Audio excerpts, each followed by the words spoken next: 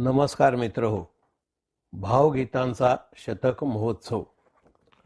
संगीत हे मानवा इतके आदिम असून नवशिशूचे पहिले रुदन हा जिवंतपणाचा पहिला साक्षात्कार आहे. वेदकाळ हा इसवी सन पूर्व 2000 असून यामध्ये मंद्र, मध्य व उच्च स्वरांबद्दल माहिती दिली असून त्यातील ऋचा कशा गाव्यात याचाही उल्लेख यामध्ये केलेला आहे.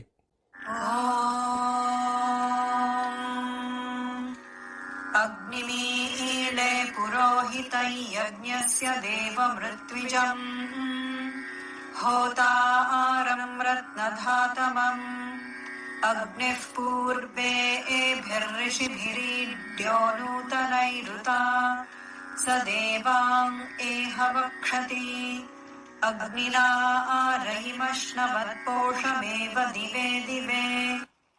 भारतीय स्वरलिपी ही सर्वात जुनी व तपशीलवार आहे. वैदिक ब्रह्मसवनाला नाद ब्रह्म ही संज्ञा आहे. प्राचीन काळातील ऋषी पाणिनी, वात्स्यायन, कौटिल्य यांनी त्यांच्या ग्रंथात संगीतासंदर्भात विपुल लेखन केलेले आहे. रामायण महाभारत काळात गायन, नृत्य, संगीत कलेची भरभराट झाली. या महाकाव्यात सप्तसूर व त्यांच्या देवता याबद्दल माहिती दिलेली आहे.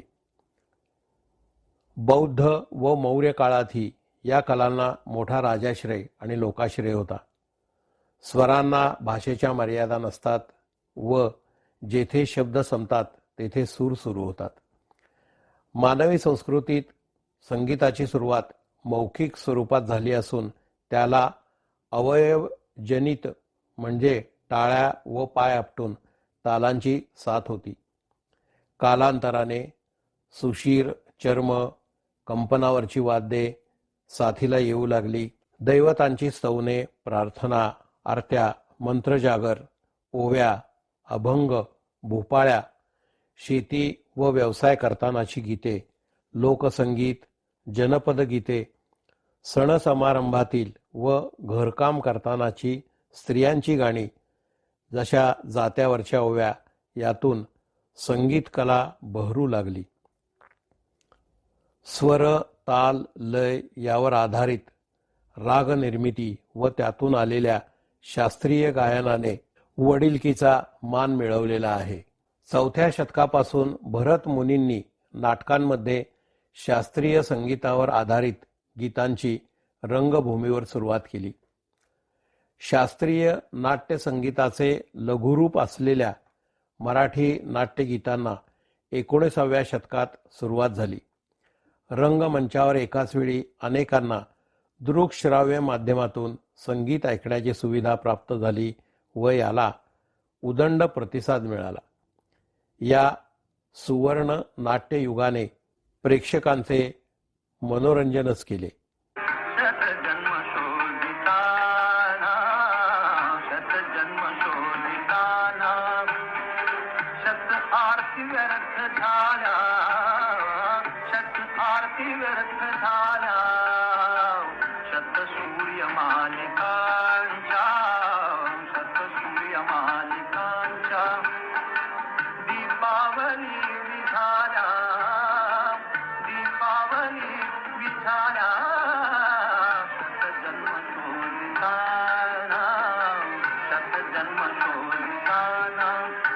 मराठी माणसाने हे नाट्यवेड आजही जपले आहे आणि जोपासलेले आहे.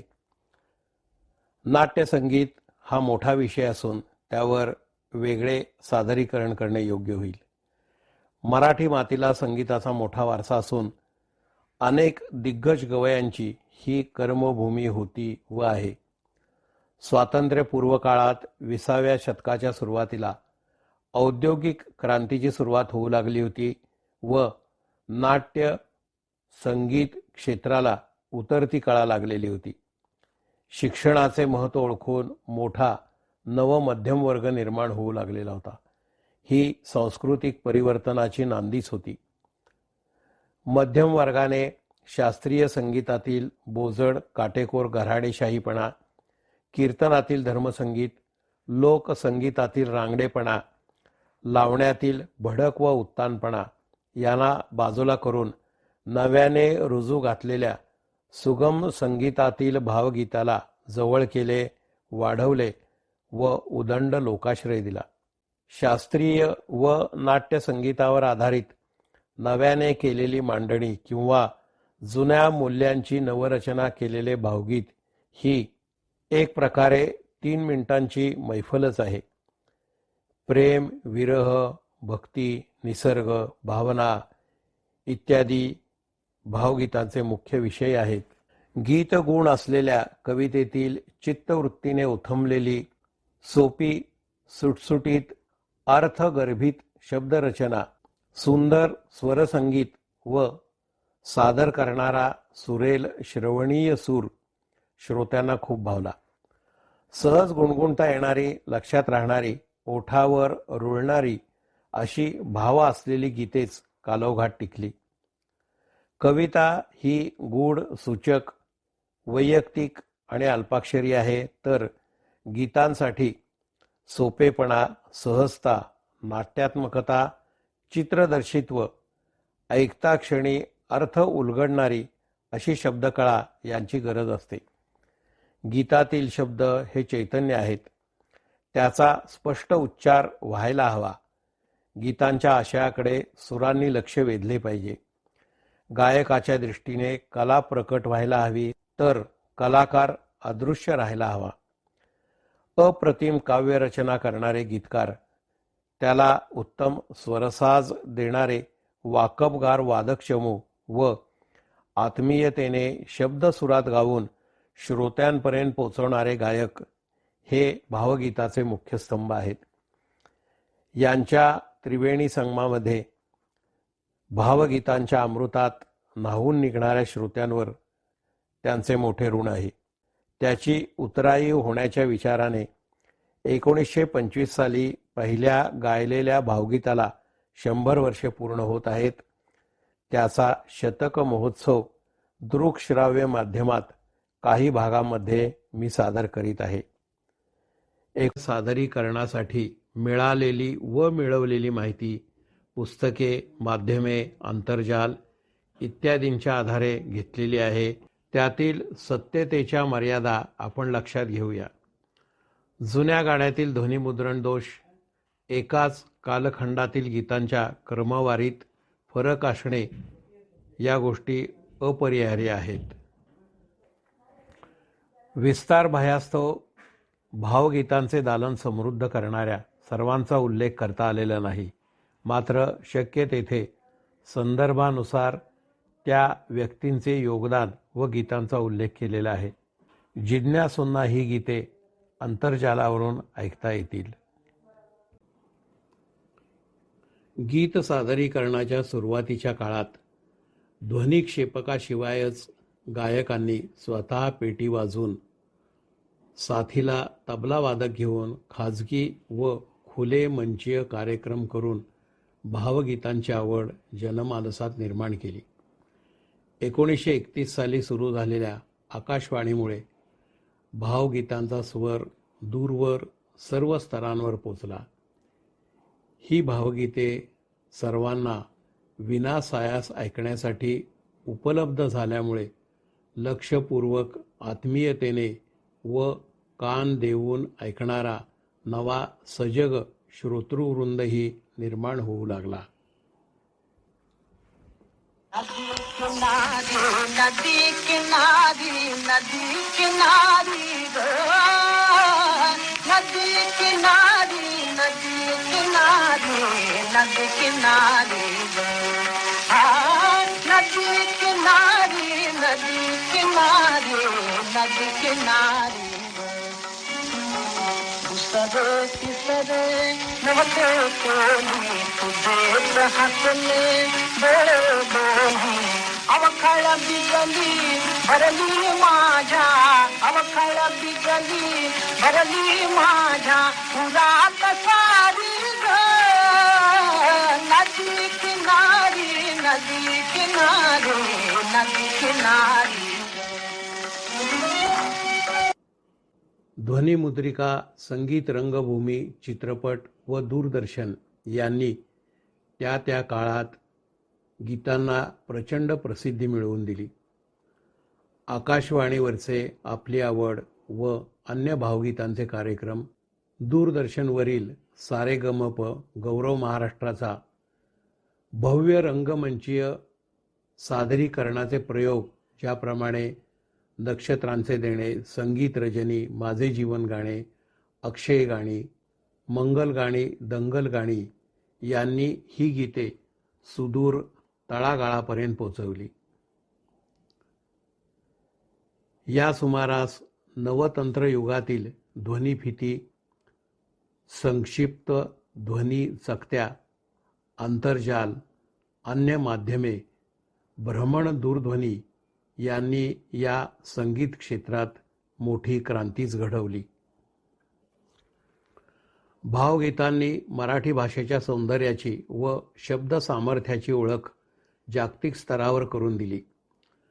भावगीत हे निखळ मनोरंजन व ऐकण्याच्या साधनाबरोबरच अनुभवण्याचे उत्तम माध्यम आहे याचा संकेत दिला. 20व्या शतकाच्या शेवटच्या दशकापर्यंत अर्थवाही गीतरचना, वाकबगार संगीतकार, वादकांच्या साथीने गायकांनी आपल्या सुरेल स्वरात एक दिलाने गायल्या. त्या रसिकांच्या हृदयाला, काळजाला भिडल्या व त्यामुळेच त्या काळाच्या कसोटीवर टिकल्या. मंचीय भव्य कार्यक्रमात वा स्पर्धा परीक्षात अशाच गाण्यांची निवड होऊन त्यांना पसंतीही मिळते.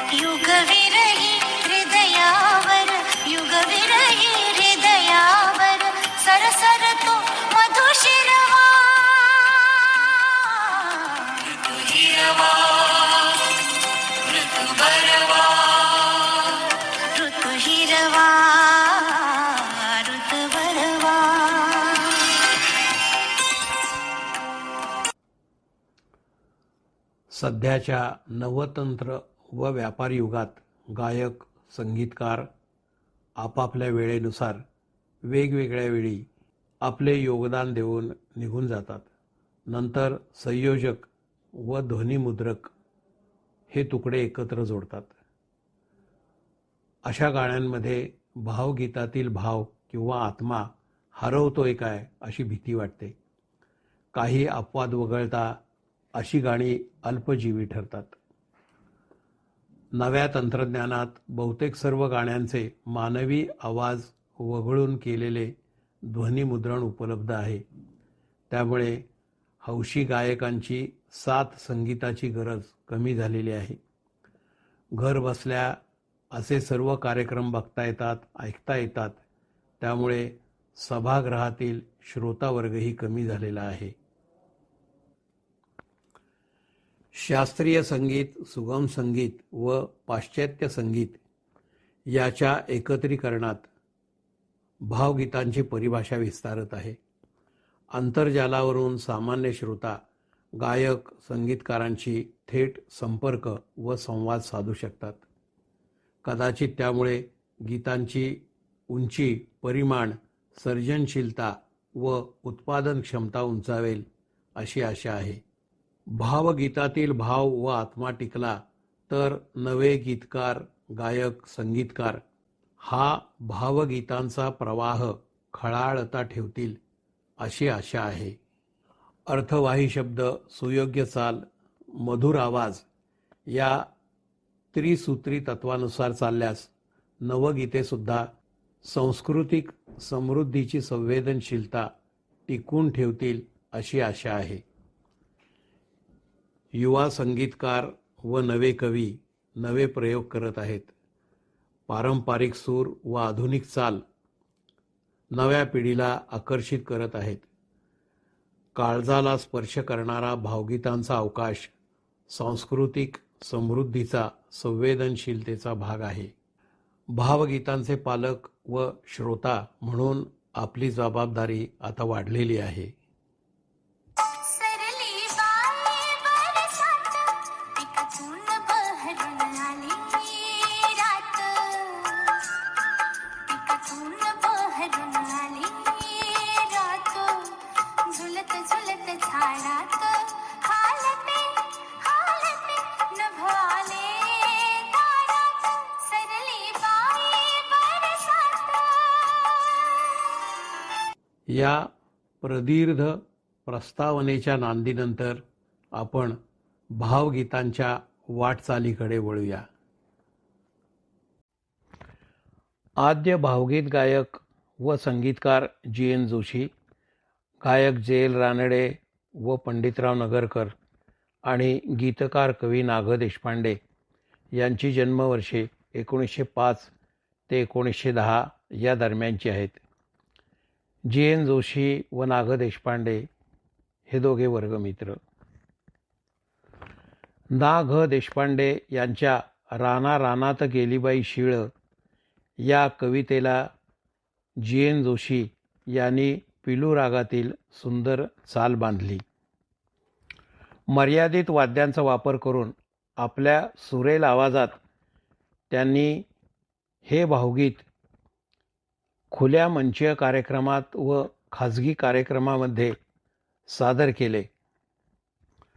त्याला रसिकांचा उत्स्फूर्त प्रतिसाद मिळाला. 1 जानेवारी 1931 रोजी आकाशवाणीवरून हे गीत प्रसारित झाले आणि राना रानात गेलेली शीळ रसिकांच्या कानाकानामध्ये अलगद जाऊन पोचली. याचे प्रचंड यश लक्षात घेऊन राना रानात गेली शीळ आणि नदी किनारी ग या दोन्हीही जी.एन. जोशींच्या गीतांच्या ध्वनिमुद्रिका HMV कंपनीने काढल्या. त्याच्या खपाने पूर्वीचे विक्रम मोडले. हीच ती भावगीतांची पहाट व भावगीतोदय होय. जी.एन. जोशी यांना आद्य भावगीत गायक व भावगीतांचा जनक या बिरुदावल्या प्राप्त झाल्या.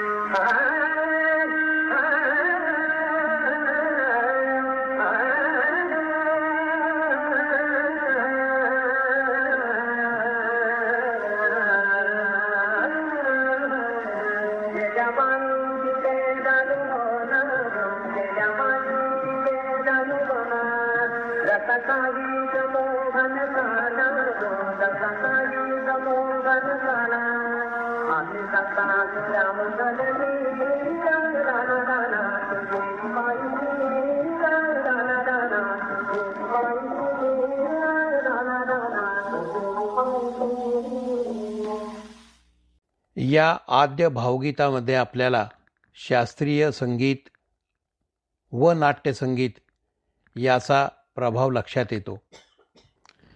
गीतकार स. शुक्ल यांचे चकाके कोरचंद्राची हे गीत जी.एन. जोशी व गंगूबाई हनगल यांनी गायले. हेच ते पहिले युगुल भावगीत होय. कवी वसंत बापट यांचे जा सांग लक्ष्मणा सांग रामराजाला ह्या गीताला त्यांनी स्वरसाज आणि चाल देऊन मराठी गायिका गीता दत्त यांच्याकडून हे तालासुरात गाऊन घेतले. नाटककार व गीतकार श्रीकृष्ण कोल्हटकर यांनी लिहिलेले बहु असोत सुंदर संपन्न की महा प्रिय आमुचा एक महाराष्ट्र देश हा हे आद्य महाराष्ट्र गीत GN जोशी यांनी ज्योत्स्ना भोळे यांच्या समवेत गायलेले आहे.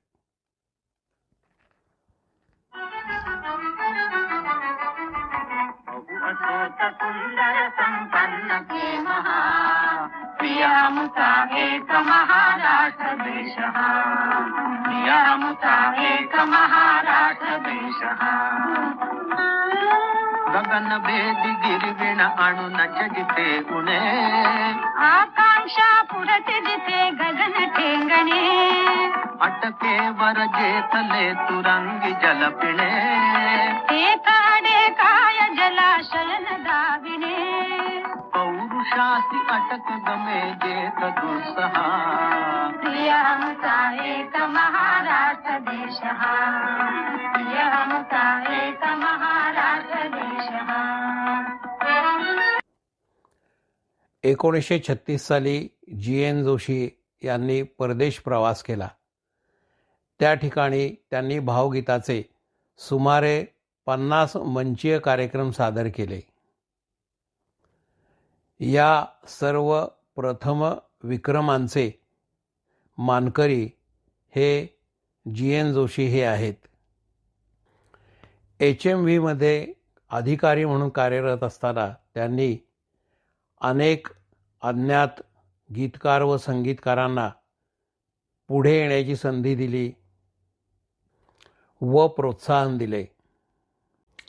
भावगीतांचे आद्य गायक व जनक GN जोशी यांची काही गाणी आणि आठवणी यांना आपण उजाळा दिलेला आहे.